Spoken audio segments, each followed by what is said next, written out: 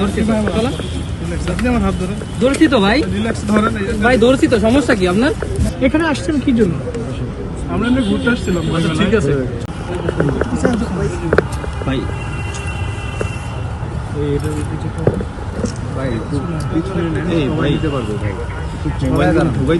আচ্ছা এই ভাই একটু দাঁড়ান, সুন্দর করে চেক করুন।